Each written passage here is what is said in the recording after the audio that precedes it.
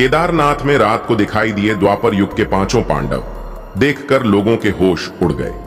दोस्तों, केदारनाथ धाम रहस्यों की भूमि है। केदारनाथ धाम महादेव की भूमि है। केवल मनुष्य ही नहीं, द्वापर युग के पांडव भी महादेव के बहुत बड़े भक्त हैं। आज की घटना महादेव के सबसे बड़े भक्त की है। तो चलिए आज की कहानी की शुरुआत करते हैं। लेकिन उससे पहले यदि आप भी महादेव के सच्चे भक्त हैं तो कमेंट बॉक्स में हर हर महादेव लिखना मत भूलिएगा और इस चैनल को सब्सक्राइब जरूर कर लीजिएगा। कहते हैं कि केदारनाथ धाम में आज भी द्वापर युग के पांचों पांडव के दर्शन हो जाते हैं। पांचों पांडव और बाबा केदारनाथ के बीच का रिश्ता ही बड़ा अनोखा है। अपने महादेव से मिलने के लिए उन्हें एक अलग ही रूप अपनाना पड़ा था। आज भी जब पांचों पांडव महादेव से मिलते हैं तो एक अलग ही रूप में नजर आते हैं। पौराणिक कथाओं के अनुसार महाभारत का युद्ध समाप्त होने के बाद सभी कौरव भाइयों और अन्य बंधुओं की हत्या के पाप से मुक्ति पाना चाहते थे, जिसके लिए वह भगवान शिव की खोज में हिमालय की ओर गए। पांडवों को अपनी ओर आता देख भगवान शिव अंतर्ध्यान होकर केदार में जा बसे।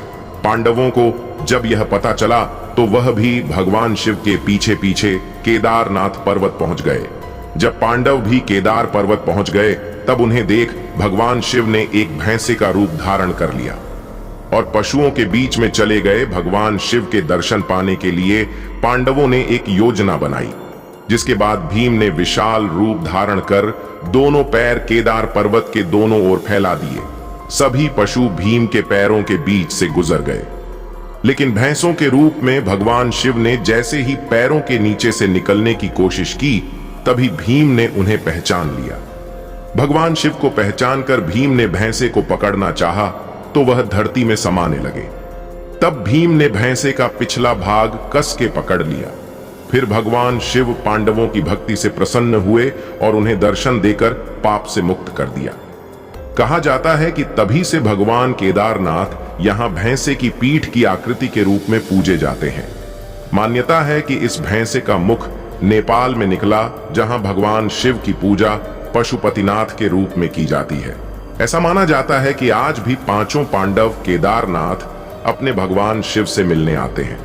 यह दृश्य 10 साल में एक बार जरूर देखने को मिलता है, जब केदारनाथ मंदिर के बाहर हजारों की संख्या में पशुओं का मेला लग जाता है। ऐसा माना जाता है कि इन पशुओं के मेले में से ही 5 ऐसे पशु होते हैं जो पांडवों का रूप धारण कर महादेव से मिलने आते हैं। केदारनाथ धाम के एक सिद्ध पुरुष ने इस बात को सभी के समक्ष रखा जब वे अपने जीवन काल में नए नए महादेव की आराधना करने केदारनाथ पहुंचते। उसी वर्ष केदारनाथ में पशुओं के मेले का आयोजन किया गया था। सिद्ध पुरुष के गुरु ने उन्हें पांचों पांडव और महादेव से जुड़ी यह पौराणिक कथा बताई थी और इस वर्ष पशुओं का मेला भी लगा था। सिद्ध पुरुष के मन में यह दृश्य देखने की इच्छा जागी। पूरे दिन केदारनाथ मंदिर के बाहर वह दृश्य देखने के लिए बैठे रह गए, लेकिन ना उन्हें पांचों पांडवों का कोई अस्तित्व मिला, ना ही महादेव के दर्शन।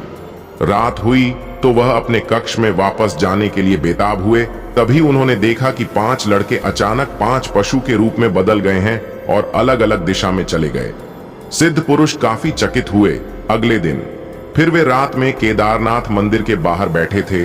उन्होंने देखा कि जो पशु कल अलग अलग दिशा में चले गए थे वे वापस आए और महादेव के मंदिर के समक्ष बैठ गए। उनके पास कुछ पत्ते और फल थे।